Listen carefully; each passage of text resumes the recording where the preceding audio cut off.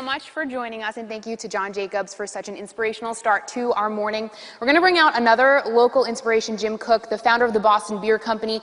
He got into craft brewing before it was trendy or cool, nothing like it was today, or it is today, rather. Today, the business is having revenues just shy of $1 billion, and Jim's done it all by trusting his gut. So we're going to bring him out and start our 10 a.m. happy hour, a little early for me, and hear how he did it. So Jim, come on out.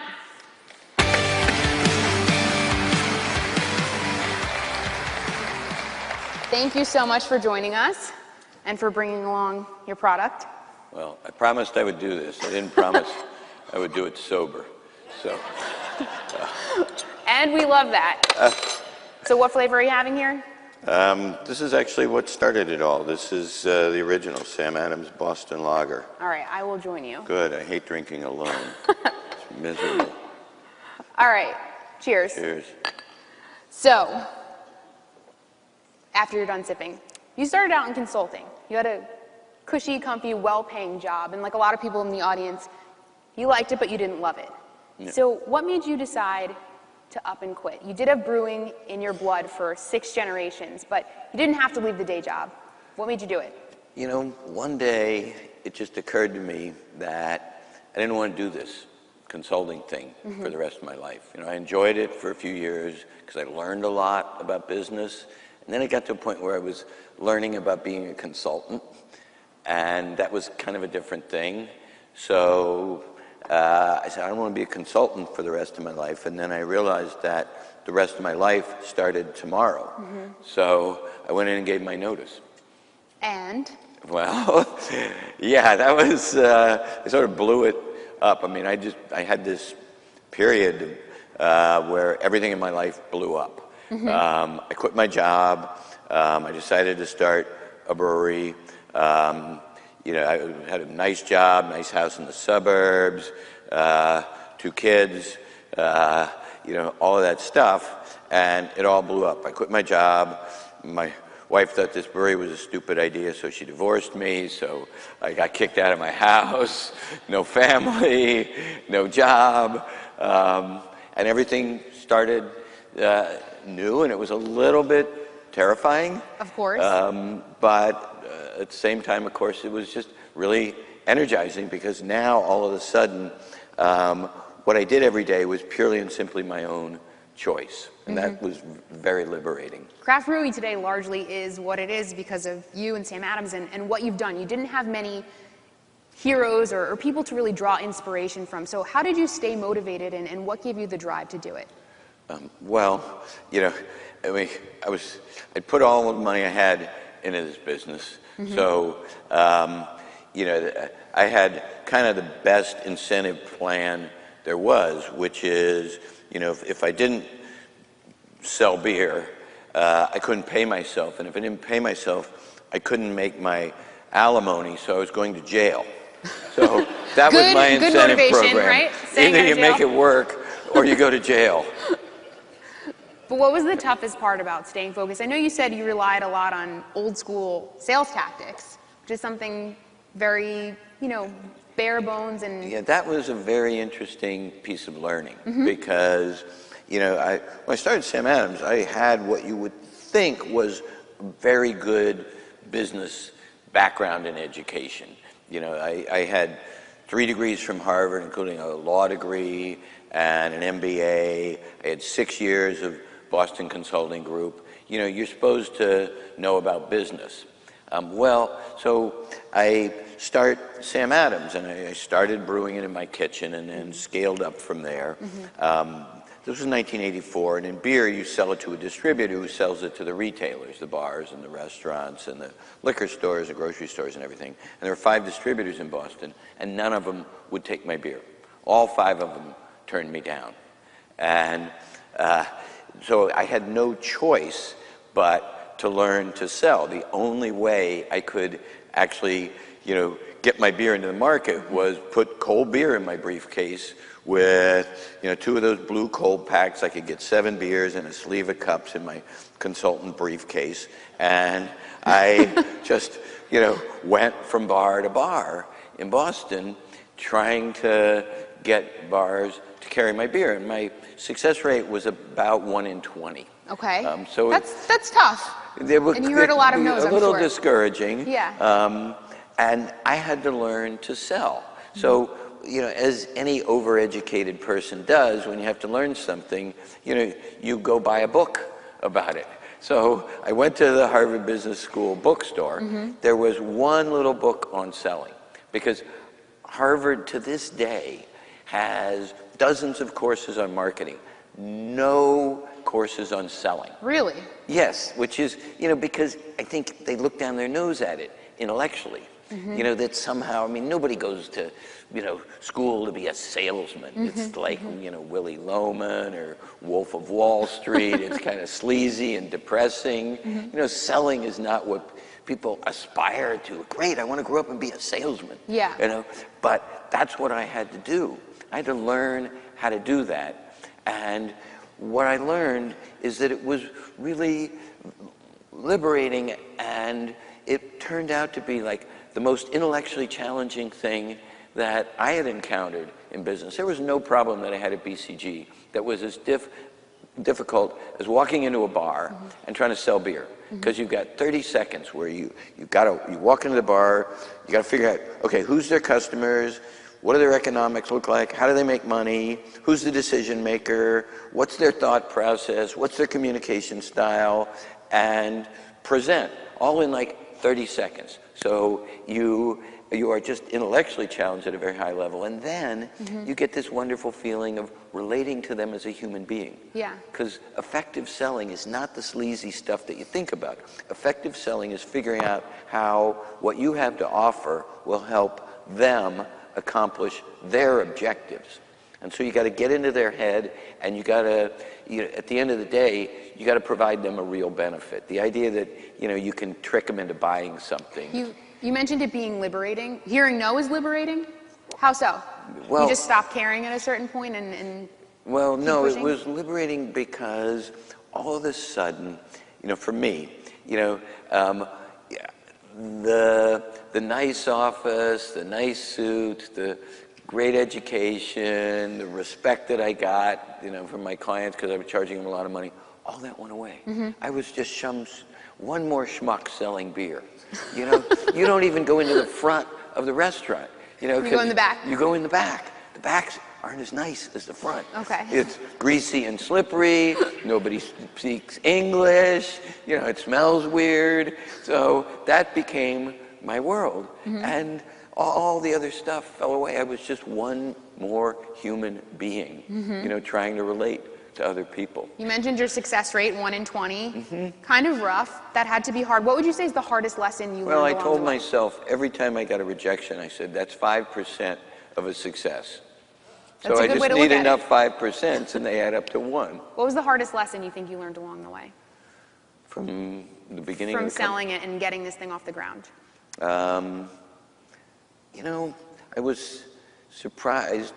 Well, I was surprised that it was not as hard as everybody thought. Really? Because it was, I mean, it was challenging, but it was so much fun. It was invigorating. And, you know, every bar I went to, I got to taste beer.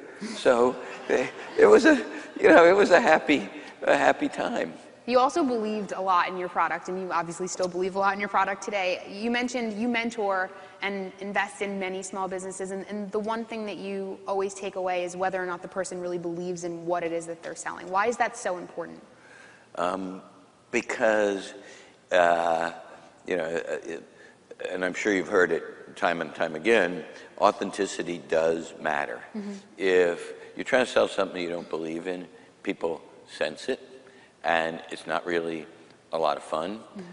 So, you know, we have a program called Brewing the American Dream that we've had for 8 years now. And it's our philanthropic activity. And as a business person, I'm not a big believer in a lot of corporate philanthropy because you're really just taking money from essentially your shareholders or your employees and giving it to a charity. And you're not doing what a business really is good at, which is creating value.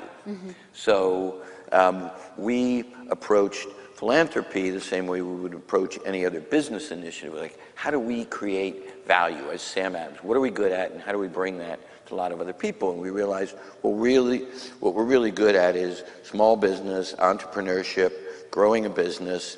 So we started a program that provides coaching and counseling to small businesses. I think we've provided to 8,000 businesses, and then we provide loans to the up-and-coming businesses to help them grow and create jobs. And for us, that's what we're good at. And I think we've created about 4,000 jobs through the program, which is way more than we've actually created through Sam Adams. And we actually, and people think this is crazy, but we provide loans to up-and-coming craft brewers, you know, quote unquote. Your competition. Competitors, yeah. And, you know, what I've learned is that, you know, if you're the only person that benefits from your success, you're not really going to have very much of it. You know, if a lot of other people benefit from your success, you're going to have plenty. So, you know, spreading it around for us has actually helped us learn from craft brewers, and as the company's grown, it enables me to, you know, make sure our people stay in touch with our entrepreneurial roots. A lot of small companies and people in the audience that might be launching a business, there's a lot of desire to grow quickly. You told me a story about growing too quickly and kind of getting in over your head and building this big fancy brewery right off the bat. So tell that to the audience and tell us what your biggest takeaway was. Yeah, and you know, to your point, I started Sam Adams 32 years ago. We've been pretty successful. Anybody know what our market share of the U.S. beer business is? I know, but I'm not going to answer. You can answer. Guess? Come on. Not, no, 1%. I've been working my butt off for 32 years, and we've gone from like invisible to infinitesimal to tiny, all the way up to small. And I'm proud of that. You should be. Yeah. So you don't have to grow that fast. We've grown steadily for 32 years. And one time when I kind of got ahead of that growth was back in the late 80s. We started in this old brewery in Boston, the last brewery to operate in Boston. And I got, you know, brewers have this sort of edifice complex. You know, we want, you know, we love breweries like stainless steel and copper are aphrodisiacs to brewers. We get like all excited with kettles and tanks. So I had this dream of reviving that old brewery, renovating the whole thing, like a dozen buildings. Long story short, it was supposed to cost $8 million. When the bids came in, they came in at $15 million. So double. Double. I didn't have that money. Things in business, right? Yeah, and I would have had to borrow a lot of money, maybe lose control of the company, which I never done, and even to this day, I still have all the voting shares, which is a very good and happy lesson for entrepreneurs. You know, you can give up some of the economics, but don't give up the control, because you're going to be much happier. So I had to close down that project. We bought a lot of equipment, done a couple $1 million worth of engineering for it. And as I made the decision, I realized I was writing off $3 or $4 million. And I realized, I think I was 38 or 39, that was more money than I had made in my whole life. So there I was, you know, almost 40 years old. And as an economic, you know, entity, I was net negative. Now we've climbed out of that hole, but that taught me, you know, it's okay in most circumstances to grow a little more slowly than you think you need to grow. It takes longer for competition to catch up with you than you really believe. What's your daily mantra or quote that you live by? Well, I don't know, every day, when I start the day, I try to think about what are the 2 things that I absolutely need to do today for the day to be successful. And so I just try to focus on, you know, 2 or 3 things that I need to do that day, and I don't quit till I've done them. Who's the CEO or business leader that you most admire? It has to be Steve Jobs. Why is it Steve? Well, for for me, for a bunch of reasons, you know. I had a different resume when I got to Harvard Business School because I'd done something that nobody had done since then. I was in this JD MBA program, and I did the first 2 years of it. It was brutal, and I realized I was 24 years old, and now I was getting channeled into these paths that everybody found socially acceptable, and I couldn't see myself in any of them. So again, I blew it up. I dropped out. I was an Outward Bound instructor for 3.5 years on and off, and I just had this huge empty hole in my resume.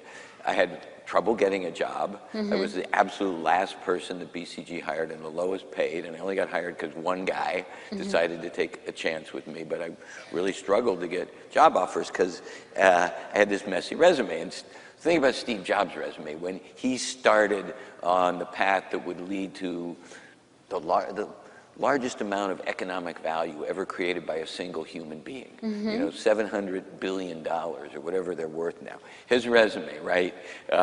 College dropout, started a business that he had to close down before he was arrested because he was selling illegal phone service. Appearance, doesn't like shoes, looks like a homeless person. That's not somebody you're going to hire, but that's entrepreneurs love that. And then he starts the company, and the money people get a hold of it, and they look at him and they go, "He's an entrepreneur. He's unmanageable. Let's fire him and bring in this suit from Pepsi." So they bring in the suit from Pepsi. They fire Jobs. The company goes nowhere. He goes off and actually, makes billions of dollars with Pixar. Starts Next. Apple struggles while he's gone. They bring him back, and he starts again this amazing path to success. And there's in one last piece, Larry Ellison said, "Well, I've got enough money. We'll buy Apple and take it private, and you'll get really rich." And he said, "I'm already rich, Larry. And if we do that, everybody will think I'm doing it for the money.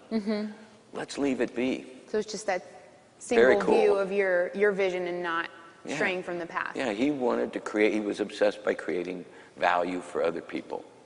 And he did, he made a lot of money himself, but he was obsessed by creating values for others.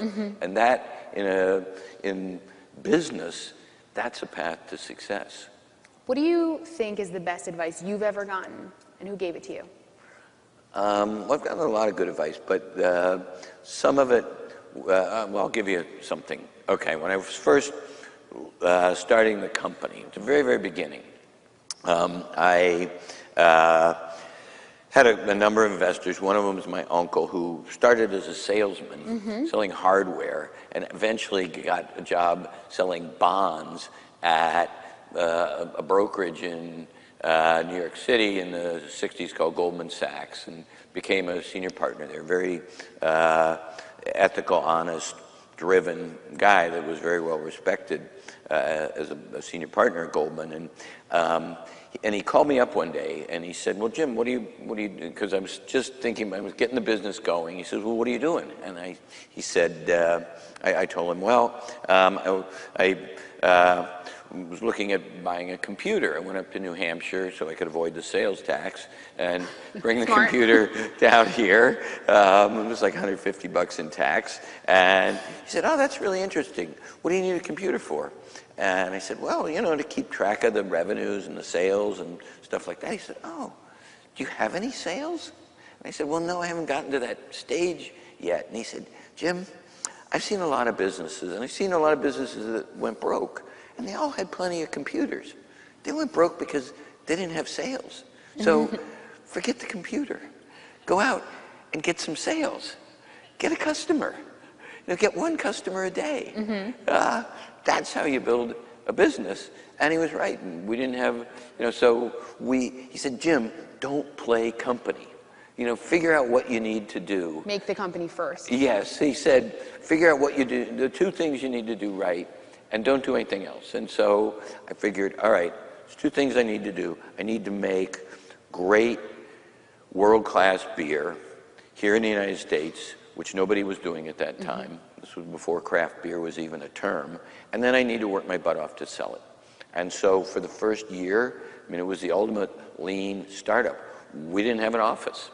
We didn't have a telephone. We had an answering service, and we had what were car phones with this big suitcase type box in your trunk, and we did all our calls from payphones. I knew where all the good payphones were in Boston, where you could make a phone call in the dead of winter, and they're mainly in hotels, so you got to like find where in the hotel the payphone is, but they all have them. All right, great. I want to turn it over to the audience because I'm sure you guys have questions for Jim, and I think we have some mics out there, so we can start passing them out, and anybody who wants to ask, definitely raise your hand.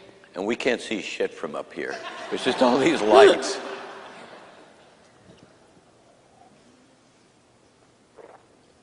I think in the front, somebody's waving their hand. You mentioned that there was one book on sales. Do you remember what it was? I do. It had this cheesy guy in a polyester suit, grinning, his macho grin on the cover, and it was, and his name was Tom Hopkins, and it was called Mastering the Art of Selling, and it was actually pretty good. If you could, there was some sleazy parts, but the gist of it was quite good. He actually went on to write Selling for Dummies, and it was very worthwhile. It's not that hard to learn how to sell. It's just, anybody with a good education, looks down their nose at it. We've been culturally, trained to think that selling is an ignoble activity. But to me, I learned against all my expectations that done right, it's very noble. You are helping the customer achieve their objectives. So you have to learn to listen and empathize. Thank you. Hi. Is Sam Adams doing any IPA these days? Oh, yeah. Well, we did our first IPA back in the 90s. And it's a very interesting style. It was invented, essentially, American IPA was invented by a guy probably nobody's ever heard of, but he had a brewery in Temecula, California, which is out in the Inland Empire east of LA. It was called Blind Pig IPA. And we've made a series of them. Right now, we make a line of IPAs. They're called Sam Adams Rebel. So there's the regular Rebel, which has a red label. There's Rebel Rouser, which is a double IPA, about 8.5% alcohol, 85 bitterness units. There's one called Rebel Raw that we do for fun every few months. It's got a 35-day shelf life, so it's difficult to get it through the distribution on our freshness standards, so we only do it once in a while. It's like 10% ABV, 100 BUs. We just introduced one called Rebel Grapefruit that is infused with grapefruit rinds, so you get some of that pithy grapefruit note in it. And I'm working on one that I just yesterday finalized the recipe. It's called Rebel Juiced. So it brings out some of the interesting flavors from New American hops. So you'll get a little like mango, coconut, sort of orange fruit and tropical notes that are now in some of the New American hop varieties.